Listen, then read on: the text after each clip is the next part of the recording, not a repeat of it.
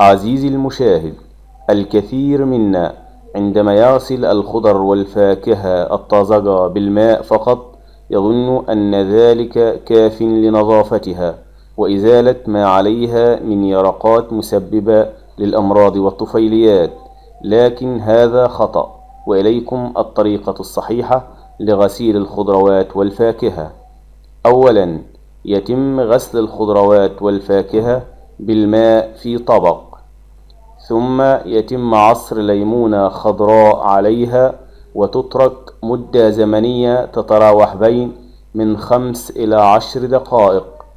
بعد ذلك يتم غسلها مرة أخرى بالماء، وبذلك تكون الخضروات قد تخلصت من جميع اليرقات الملتصقة بها وتصبح نظيفة وصحية وغير مسببة للأمراض.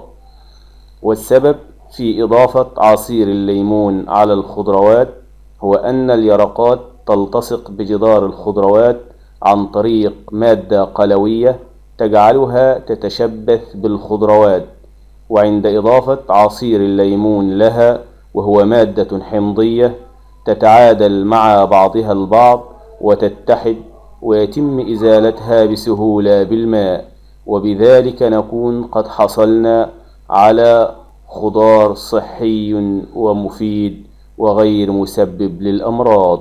وشكرا لكم. عزيزي المشاهد، لا تنسى الإعجاب بالفيديو والاشتراك بالقناة.